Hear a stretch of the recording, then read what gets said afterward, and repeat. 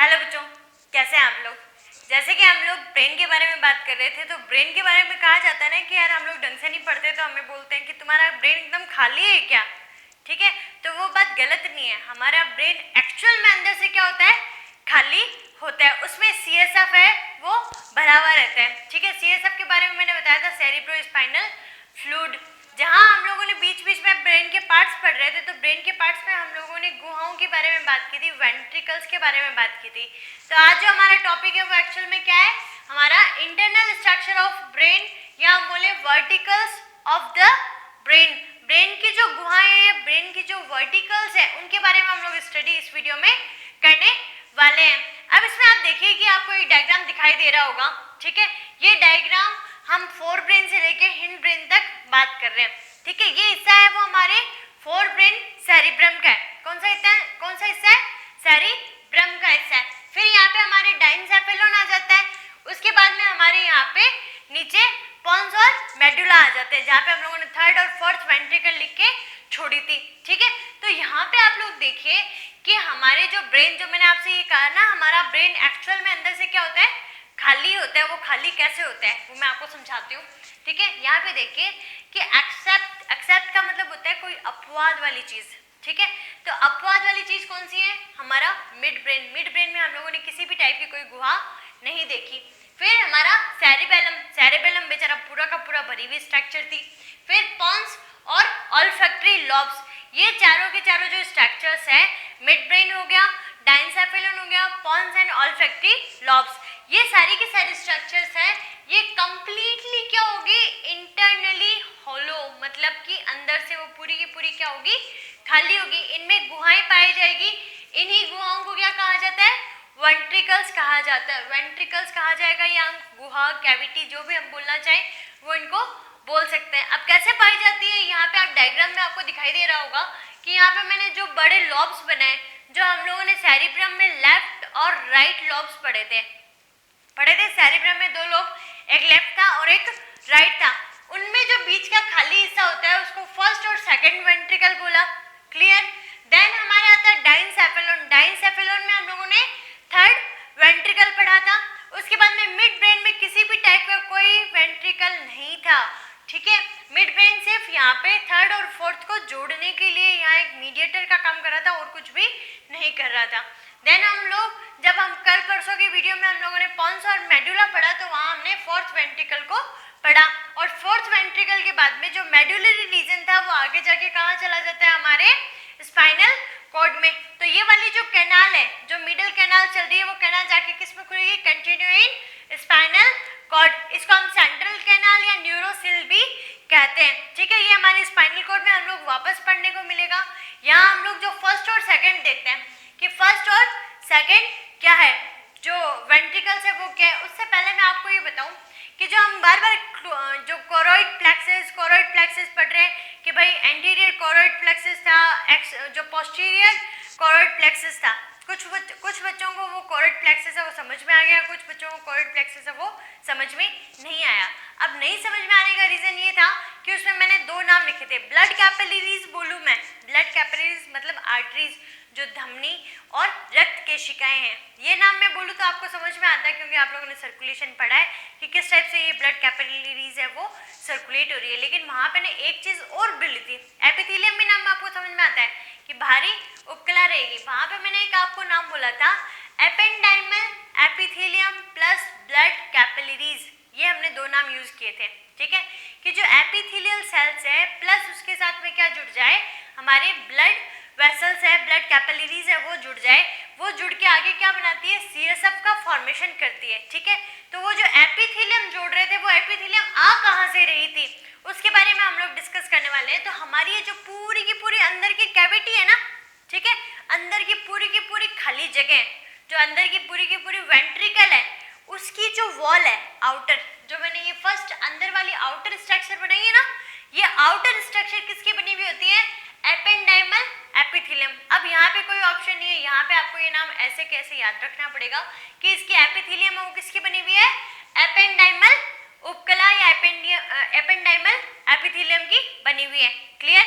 उसके बाद हम बात करें एपेंडाइमल एपिथेलियम की एक्चुअल में सेल्स होती कैसी है। तो उसकी सेल्स होती है सीलिएटेड, मतलब इसमें पक्षमाप उपस्थित होते हैं। सीलिया आपको ध्यान में है कि सीलिया किसको कहते हैं, पक्षमाप को कहते हैं। तो सीलिएटेड कॉलमनर एपिथेलियम, ठीक है, कॉलमनर जो खंबे जैसी संरचनाएं रहेगी यहाँ पे कॉलम लाइक, तो वो कॉलमनर एपिथेलियम यहाँ पे प्रेजेंट होती है, ठीक है। फिल्ड विथ सीएसएफ, ये जितना भी खाली मैटर है, ये खाली मैटर किससे भरा हुआ है, सीएसएफ से, सेरेब्रोस्पाइनल फ्लूइड उसको कहा जाता है, ठीक है। यहाँ पे मैंने क्या क्या बात बताई आपको, मैंने कहा कि ब्रेन अंदर से पूरा क्या है, खाली है। ब्रेन की इंटरनल स्ट्रक्चर की बात करें तो इंटरनल स्ट्रक्चर क्या है, खाली है, जिसमें हम फोर ब्रेन से लेके हिंड ब्रेन तक डिस्कस करने वाले हैं। फोर ब्रेन में हम लोगों ने लेफ्ट और राइट, यहाँ पे जो ऊपर दिखाई दे रहे हैं लेफ्ट और राइट, हम लोगों ने लॉब्स पढ़े, वो भी अंदर से खाली है। मिड ब्रेन आता है तो मिड ब्रेन खाली नहीं है। डाइनसेफेलोन सेरिब्रम के नीचे वाला पोर्शन था, वो भी क्या है, खाली है, जिसके अंदर वेंट्रिकल प्रेजेंट है। सेरिबेलम में कोई नहीं है, पॉन्स में भी कोई नहीं है, और ऑल्फैक्टरी लॉब्स में भी किसी भी टाइप की कोई वेंट्रिकल नहीं पाई जाती, ठीक है। इतनी बात समझ में आ गई आपको। यहाँ तक बात समझने के बाद में वेंट्रिकल्स पाई कहाँ जाएगी, फोर ब्रेन में पाई जाएगी। फोर ब्रेन के जो दोनों हिस्से सेरिबेलम और डाइनसेफेलम दोनों में प्रेजेंट होगी। उसके बाद में प्रेजेंट होगी वो यहाँ हमारे जो मेडुला ऑब्लिगेटा है वहाँ पे ये प्रेजेंट होगी। बाउंड्री किससे बनी हुई है, या एपेंडाइमल एपिथेलियम की, सीलिएटेड कॉलमनर एपिथेलियम होता है ये, और इसके अंदर भरा हुआ जो फ्लूइड है उसको बोलते हैं सेरिब्रोस्पाइनल फ्लूइड, CSF। यहाँ तक आपको बात क्लियर होने के बाद में मैं आपको एक एक वेंट्रिकल समझाती हूँ। यहाँ पे वेंट्रिकल देखिए आप कि जो आपका लेफ्ट और राइट लॉब है, इन लॉबों में यहाँ पे क्या भरे हुए हैं, ये फर्स्ट और सेकंड वेंट्रिकल खाली हिस्से हैं, ठीक है, जिसको मैंने कहा है पैरासील या लेटरल वेंट्रिकल। लेटरल का मतलब पार्श्व ही उससे होता है, तो पैरासील और पार्श्व निलय या पार्श्व वेंट्रिकल, लेटरल वेंट्रिकल मैंने यहाँ पे आपको लिखा है, ठीक है। प्रेजेंट इन सेरेब्रम हेमिस्फीयर, प्रमस्तिष्क के गोलार्ध भागों में ये पाए जाते हैं। गोलार्ध कौन से हो गए, लेफ्ट और राइट गोलार्ध हमारे हेमिस्फीयर जो यहाँ पे प्रेजेंट है, यहाँ पे ये पाए जा रहे हैं। अब जहाँ पे ये दोनों आपस में कनेक्टेड हो रहे हैं, यहाँ पे आप देखें कि ये दोनों लॉब्स आपस में इंटरकनेक्ट हो रहे हैं, कनेक्टेड हो रहे हैं। तो when both are connected on dorsal surface, connected होंगे कहाँ, डोर्सल सरफेस पे, पीछे की तरफ, पृष्ठ भाग होता है डोर्सल भाग, ठीक है। डोर्सल साइड में ये क्या कनेक्टेड हो रहे हैं, तो वहां पे एक ये छिद्र बनाएंगे, ये वाला जो छिद्र बनाया जो डाइनसेफेलोन में खुलेगा, ठीक है। ये हिस्सा सेरेब्रम का है, सेरेब्रम का हिस्सा है वो फिर आगे जाके किस में खुल रहा है, डाइनसेफेलोन में, थर्ड वेंट्रिकल से कनेक्ट करने के लिए। तो यहाँ पे ये जो छिद्र लाइक संरचना है, इस छिद्र को क्या कहा जाता है, यहाँ पे फोरामेन ऑफ मोनेरो, क्या कहेंगे, फोरामेन ऑफ मोनेरो, ठीक है।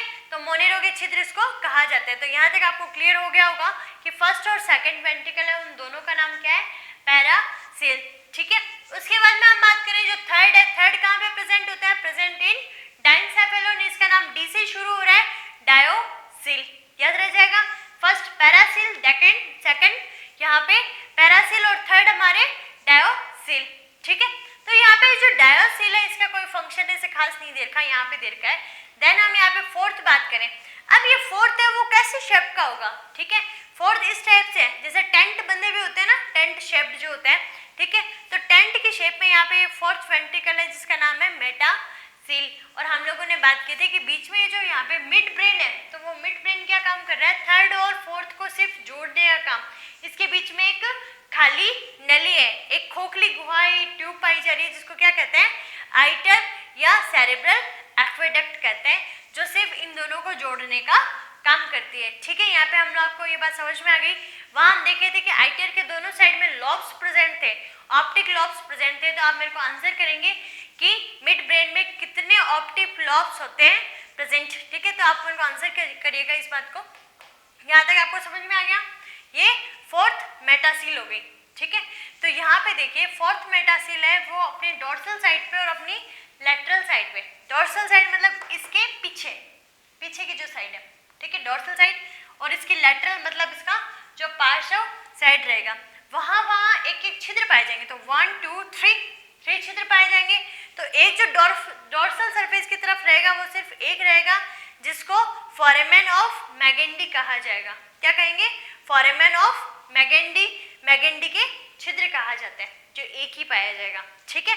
उसके बाद में जो यहाँ पे लेटरल साइड में है, तो लेटरल साइड में 2 पाए जाएंगे, लेटरल साइड में 2 पाए जाएंगे, जिनको यहाँ फोरामेन ऑफ लुसाका, लुसाका के छिद्र कहा जाएगा। अब ये जो लुसाका के छिद्र और मैगेंडी के छिद्र है, ये दोनों आगे जाके किस में खुलेंगे, ये दोनों आगे जाके किस में खुलेंगे, तो ये खुलेंगे हमारे सब आर्केनोइड स्पेस के अंदर। सब आर्केनोइड स्पेस जो हम लोगों ने पढ़ा था कि ब्रेन के ऊपर और क्रेनियम से नीचे हम लोगों ने 3 मेम्ब्रेन्स पढ़ी थी, ड्यूरामेटर, आर्केनोइड और हमारा पायामीटर। तो आर्केनोइड के और पायामीटर के बीच में जो सरफेस था उसको क्या बोले थे हम, सब आर्केनोइड स्पेस। इसके अंदर जो CSF है वो कहाँ से आ रहा है, इसी मैटर से आ रहा है। तो यहाँ पे आपको जो मोटा मोटी बात समझनी है वो ये समझनी है, यहाँ पे एक चीज हो जाएगी हमारे कि वेंट्रिकल्स होती कितनी है, 4 टाइप्स की। वेंट्रिकल्स कवर्ड किससे होगी, तो वेंट्रिकल्स कवर्ड होगी यहाँ एपेंडाइमल एपिथेलियम से। इनमें भरा क्या रहता है, CSF भरा रहता है। फर्स्ट और सेकंड का नाम पैरासिल, थर्ड का नाम डायोसिल और फोर्थ का नाम हो गया मेटासिल। मेटासिल में पाए जाने वाले 2 फोरामेन्स, इनके नाम ध्यान में रखने हैं। और यहाँ पे जो सेरेब्रम और डाइनसेफेलम के बीच में है तो वो कौन सा है, फोरामेन ऑफ मोनेरो, ठीक है। तो आप लोगों को ये चीजें हैं वो ध्यान में रखनी है थोड़ी सी। अब यहाँ पे जो आपको ये चीज समझ में आई है, जैसे हम लोगों ने जब लेयर्स पढ़ी थी, तीनों लेयर्स पढ़ी थी, ड्यूरामीटर वगैरह, तो वहाँ पे मैंने CSF के नाम लिया था, कॉरोइड प्लेक्सिस का नाम लिया था, तो वहाँ आपको ये चीज अच्छे से क्लियर नहीं हुई है। तो नेक्स्ट हम लोग जो CSF सर्कुलेशन पढ़ने वाला है, नेक्स्ट वीडियो में मैं आपको CSF सर्कुलेशन बताती हूँ, तो उसमें आपको ये चीज़ क्लियर हो जाएगी किस टाइप से ये जो फोरामेंस है वो फोरामेंस सब आर्केनोइड स्पेस में पहुँचते हैं। क्लियर। तो आप लोग इसके नोट्स सब अच्छे से बना लीजिए। यहाँ से एक नंबर के क्वेश्चन पूछे जाते हैं। डायग्राम इतना फिनिशिंग से बनाए तो फिनिशिंग से ठीक है, अदरवाइज नॉर्मल डायग्राम भी चल जाएगा, क्योंकि डायग्रामेटिक क्वेश्चन यहाँ से नहीं पूछा जाता। तो खुश रहिए, मुस्कुराते रहिए और घर पे सुरक्षित रहिए। Thank you.